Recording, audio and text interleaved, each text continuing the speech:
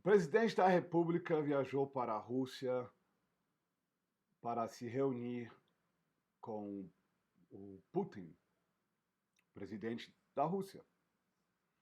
Se você só ler a imprensa, os jornais, veículos de imprensa, vocês podem cair na armadilha de acreditar que a Rússia pode estar em qualquer momento invadindo a Ucrânia e que a ida do presidente da República, Jair Bolsonaro, foi uma ida errônea, pois ele está conversando com as pessoas erradas. Mas e aí? O que vocês acham? Mas antes que a gente prossiga com o canal, quero agradecer a vinda de cada um de vocês que está assistindo nossos vídeos. Se vocês não são inscritos no canal, se inscrevam no canal. O intuito é que a gente juntos podemos aprender a questionar a imprensa e não ser mais um papagaio que aceita tudo que os jornalistas têm imposto contra nós. E eu também peço para vocês para compartilhar esses nossos vídeos, porque infelizmente a gente está sofrendo de novo um shadow ban. Por que eu falo isso de novo? Porque infelizmente tem alguém que odeia o nosso canal. Toda vez que a gente tem um vídeo que ele não gosta, ele vai, bota para denunciar no YouTube, trava o nosso canal. Muitos de vocês nem assistiram o vídeo de ontem por causa disso, porque vocês não são notificados direito. Então, gente, compartilhe o vídeo. E lembra-se, se você, todo dia, 8 horas da manhã, a gente tem um vídeo novo. Então é importante você estar inscrito para que vocês possam acompanhar diariamente os nossos vídeos.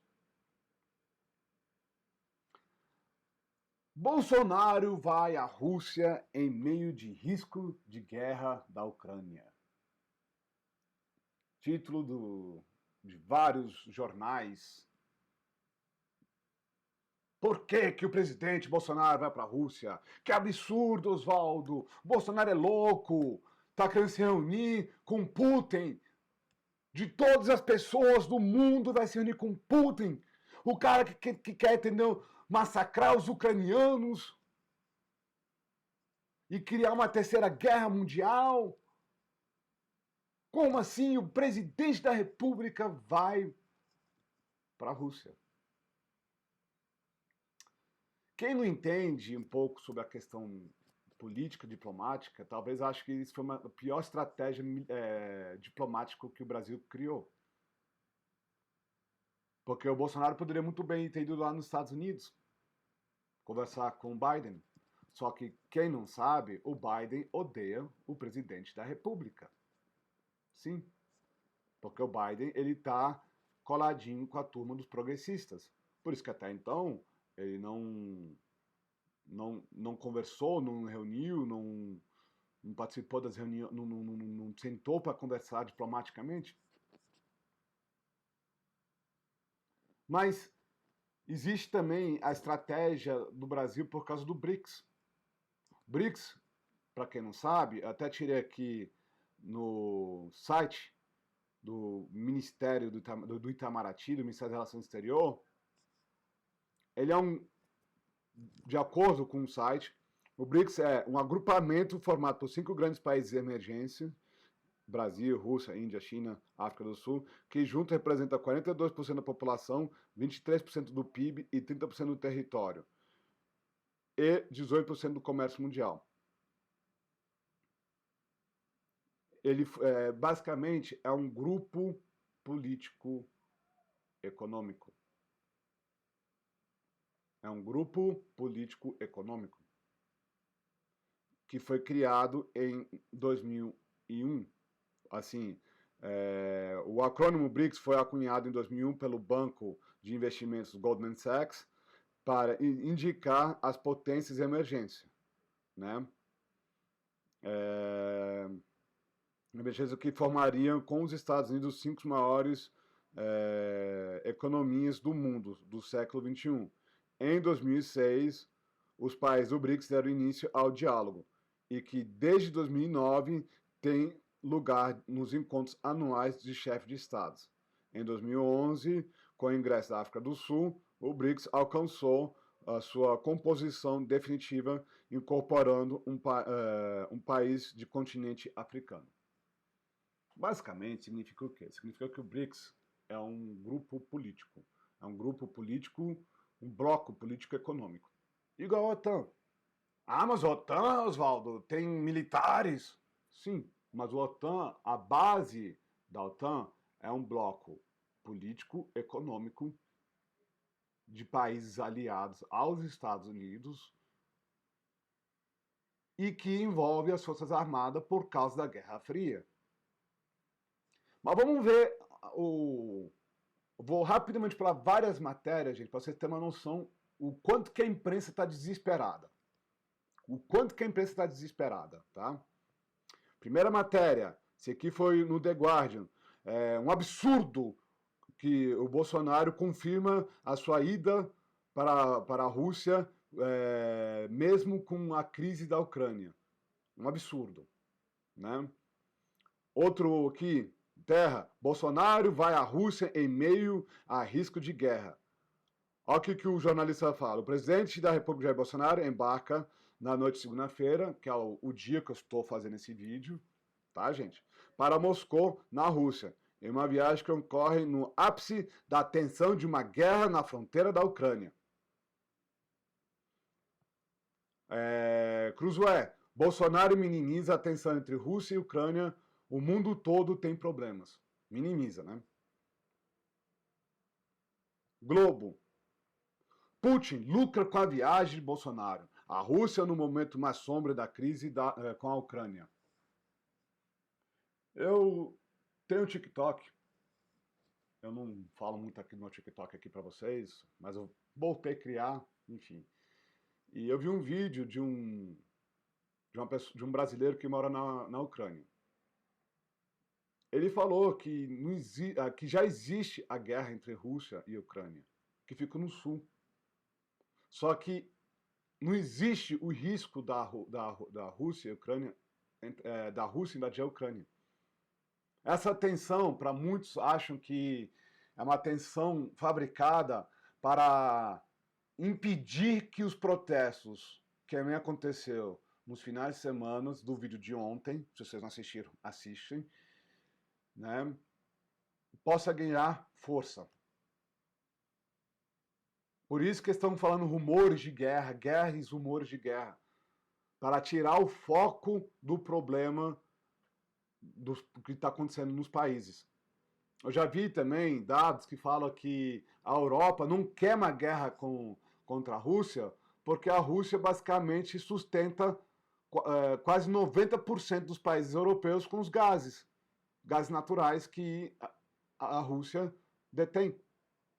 Então, você acha mesmo que os países da OTAN vão querer participar de uma guerra? Talvez não. E também pode ser uma estratégia muito errônea para Putin. Mas vamos ver aqui que a Sandra Cohen, né, especialistas em termos internacionais, olha só, vamos lá.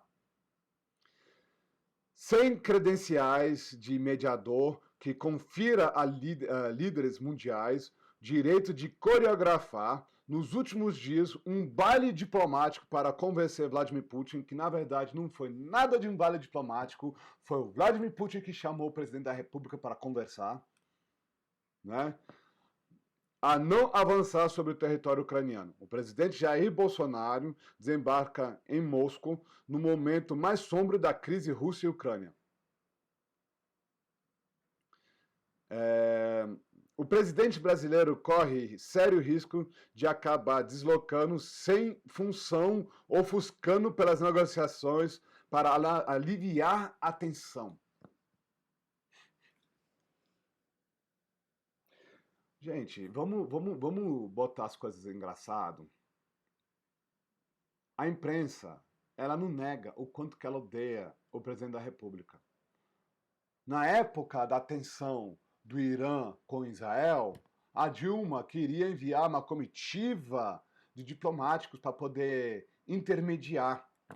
Só que Israel estava pé da vida com a Dilma, por quê? Porque a Dilma estava vendendo, para vocês que não sabiam disso, urânio para o Irã. O Brasil é um dos países que mais fabrica urânio no mundo. Né? Um dos. Tem outros países que fabricam muito mais potencializado. E aí foi quando veio aquele comentário na época do governo Dilma, falando que o Brasil ele é um anão diplomático. De tentar apaziguar uma situação que não lhe convém. Que depois o Bolsonaro entrou no governo e conseguiu reestabelecer as relações diplomáticas com Israel, que foi fragilizada por um governo da Dilma, que ela estava o tempo todo se reunindo com grupos extremistas da Palestina. Enfim, algumas pessoas podem me criticar que eu falei de grupos extremistas, mas muitos desses grupos, eles não querem que Israel coexiste com eles. Eles querem que Israel seja totalmente aniquilado. Mas não é esse assunto que a gente vai falar. Mas vamos lembrar uma coisa engraçada. Uma coisa muito engraçada. Quem lembra em 2017, quando Trump e Kim Jong-un começou a brigar nas redes sociais? A imprensa ficou desesperada, falou assim, vai ter guerra contra a Coreia do Norte. Aqui, ó, matéria de 11/8/2017. Prontos para a guerra. Outra matéria, do dia 9/8. Estados Unidos e Coreia do Norte trocam novas ameaças e a tensão aumenta. 2017. Ó, é o país. 5 de novembro. Trump alerta a Coreia do Norte ao chegar no Japão. Nenhum país deverá subestimar a determinação dos Estados Unidos, disse em discurso em uma base aérea. A imprensa, você pode pegar mais de 1000 matérias nessa época, ela estava o tempo todo falando que vai ter guerra contra os Estados Unidos e Coreia do Norte, guerra, guerra, guerra, guerra, guerra. Quem não sabe, vamos contar um pouquinho de história para vocês.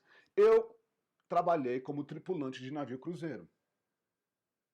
E no período que estava tendo essa tensão, o nosso barco, que eu estava trabalhando, ele saiu do Japão e estava a caminho de Pequim.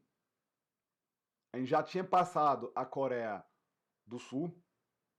Como é que vocês sabem, Oswaldo, que você passou a Coreia do Sul? Simples. Porque chegou à noite, na minha esquerda era a China, você via iluminação, noturno e tudo mais. Na minha direita era a Coreia do Norte, que você não via um fósforo à noite, aceso. E à noite, em alto mar, se a pessoa acender um cigarro, você consegue enxergar a quilômetros de distância. Você vê como é que é? E foi nesse momento que eu comecei a ficar um pouco tenso. Porque se acontecesse uma possível guerra na Coreia do Norte, a gente estava onde? Na China. Se você não sabe o mapa chinês, né, a península das Coreias, o nosso navio passa bem perto da Coreia do Sul e da Coreia do Norte. Bem perto. Então vê a tensão que eu, como um tripulante, estava lá. Não só eu, o Staff Captain, que é o segundo em comando, ele me viu uma vez sentado vendo um jornal, e aí ele perguntou para mim o que houve. Eu até de modo brincalhão falei assim, cara, eu tô acompanhando a situação dos Estados Unidos e a Coreia do Norte, porque se acontecer qualquer coisa, eu vou me desembarcar em Pequim e vou lá fotografar a situação crítica. E até brincou para mim, falou assim, não, Deus que nos livra. Ele era um bom chefe, ele era um bom cara, gostava muito dele, ele era muito rigoroso, mas ele era uma boa pessoa. Porque, tipo assim, ele se preocupava com a gente como tripulante, porque se eu estava preocupado, imagina ele, que era abaixo do capitão. Imagina o capitão do navio que a gente estava trabalhando. Mas aí, com um jogo de xadrez, Trump conversa, se reúne com Kim Jong-un, o ditador sanguinário da Coreia do Norte. Ele faz uma reunião no Vietnã, faz uma conversa de mais de 3 horas. E nessa conversa, desescalou tudo. Desescalou tudo. Matéria escrita, entendeu? Já não, essa aqui já foi atualizada, mas essa matéria aqui já é antiga, né? Ao ponto que pela primeira vez na história de mais de 56 anos, Trump, um presidente americano, não é nem só o Trump, não, o presidente americano cruza a fronteira com a Coreia do Norte. Mas desde que a guerra das Coreias começaram, não teve nenhum presidente que cruzou a fronteira com a Coreia do Norte. Olha só o símbolo mais importante de diplomacia que foi feito em 2017, 2018. No caso, essa matéria é 2019. 2 anos depois. Ele cruza, fica 5 minutos lá. E aí a tensão já estava sendo controlada. Aí o Trump não foi eleito, aí voltou a tensão de novo. Mas por que o que eu vejo sobre a reunião do presidente da República, Bolsonaro, com Putin? Em meio de guerra, a melhor estratégia, como um país que nem o nosso, que faz parte de um bloco econômico que é o BRICS, e quer se manter-se um país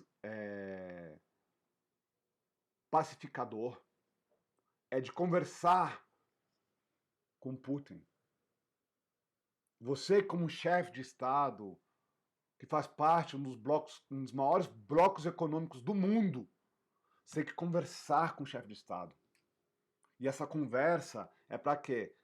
Para você tirar esse surto que a imprensa está criando, né? Tensão, e talvez impedir que uma possível guerra aconteça. Se o Bolsonaro vai ser bem sucedido ou não, a gente não sabe. Mas a gente sabe que a imprensa vai fazer de tudo para falar que foi mal sucedido, igual a imprensa fez com o Trump, quando o Trump tentou conversar com Kim Jong-un, o ditador da Coreia do Norte, que acarretou de depois ele pisar na Coreia do Norte, tentar renegociar a paz na Coreia do Norte. Um dos países que está em guerra até hoje, desde 1950. Eles não declararam paz. É uma das guerras mais longas existentes do século XXI. Porque eles não fizeram uma declaração de paz. Fizeram uma declaração de cessar fogo. É diferente. Mas aí, e vocês? O que vocês acham dessa história? Deixa aqui seus comentários. Você acha que foi uma boa estratégia Bolsonaro ter ido lá para a Rússia? Ou foi uma estratégia errônea? Como a imprensa fala, uma estratégia de desespero, porque ele não está tendo presença política. Deixa aí. Eu quero agradecer a todos vocês que estão assistindo o vídeo de hoje. Lembrando, gente, todo dia, às 8 horas da manhã, temos um vídeo novo. Então, se vocês ainda não é inscrito no canal, se inscreva no canal e ajuda a compartilhar esse vídeo, pois o YouTube está tentando impedir que a gente continue a crescer como a gente estava crescendo.